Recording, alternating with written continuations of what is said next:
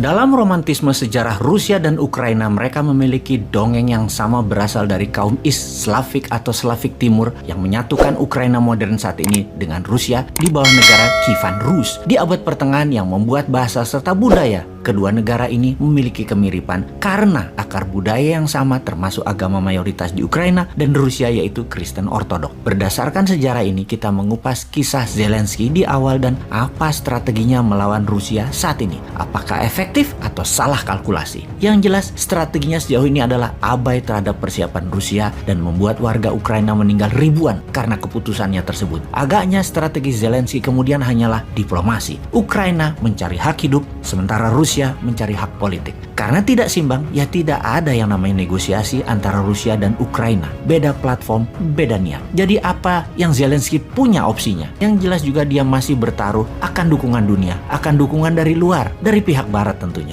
Banyak negara Zelensky berpidato di parlemennya. Dia muncul di layar lebar. Dia meminta agar disetujui no-fly zone atau wilayah negara Ukraina tidak boleh ada kapal terbang melintas. Di ujung pidato Zelensky, dia mendapat standing ovation, tepuk tangan meriah sambil berdiri. Namun yang kasihan adalah keinginannya untuk dibantu. Tidak ada yang membantu. Seperti misalnya ketika bicara di parlemen di Inggris 8 Maret 2022. Kemudian di parlemen Kanada 15 Maret 2022 yang dipuji oleh Perdana Menteri Kanada Trudeau sebagai our champion. Di parlemen Amerika 16 Maret 2022, di parlemen Jerman 17 Maret 2022. Permintaan utamanya no fly zone. Faktanya tidak dituruti dan para pemimpin seperti Joe Biden, Macron, Boris Johnson semuanya hanya menyoraki dari pinggiran lapangan. Tidak ada yang membantunya di tengah lapangan. Dunia tahu bahwa permintaan no fly zone tidak dipenuhi. Rusia juga tahu pastinya. Kok bisa ya tidak dipenuhi? Karena Zelensky tidak sadar juga bahwa pemimpin negara yang katanya akan melindunginya tidak memenuhi permintaannya. Sepertinya ada dua kemungkinan mengapa tidak dituruti.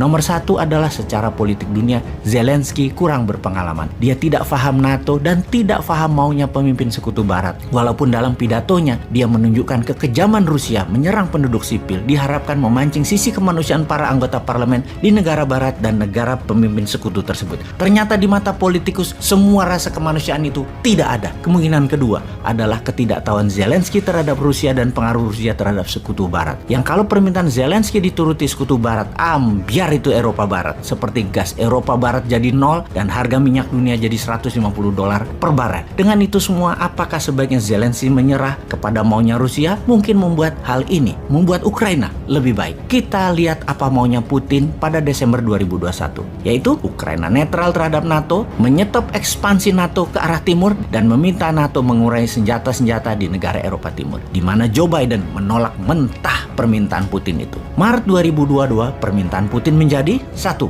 Tetap Ukraina tidak NATO, kemudian pengakuan atas Donbas merdeka dan menerima Crimea sebagai wilayah Rusia. Dalam opsi ini, Zelensky sebaiknya menerima tawaran Putin, yaitu Ukraina netral dan tidak NATO, atau akan dibumi hanguskan Ukraina oleh Rusia. Keduanya sesungguhnya Zelensky kalah. Sesungguhnya ada alternatif ketiga yang bisa membuat Zelensky pahlawan di mata rakyatnya, yaitu menyalahkan NATO karena tidak membantunya. NATO itu bullshit, karena dalam opsi ketiga Zelensky sebenarnya tidak salah. NATO memang menjanjikan akan membantu Ukraina dan faktanya tidak.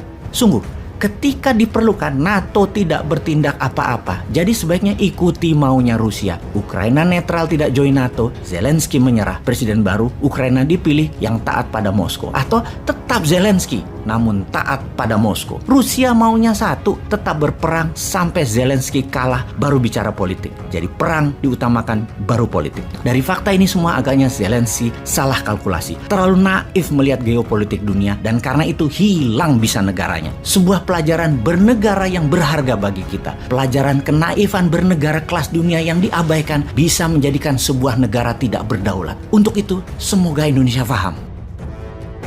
Должны с президентом Российской Федерации. А чтобы договориться, ему надо своими ногами выходить оттуда, где он там есть, и прийти навстречу ко мне, а я сказал, любую точку мира, кроме, считаю, беспредметные встречи в Беларуси, в России, в Украине сегодня беспредметными, и встречи наших делегаций, это еще раз подчеркивает, они больше политические, беспредметные. Это 3 конфликтующие страны на сегодня, так или иначе. Поэтому вот мы встретились, мы с ним договорились, этого достаточно. нашего с ним договора с подписями, с печатями, хоть кровью. И этого достаточно, что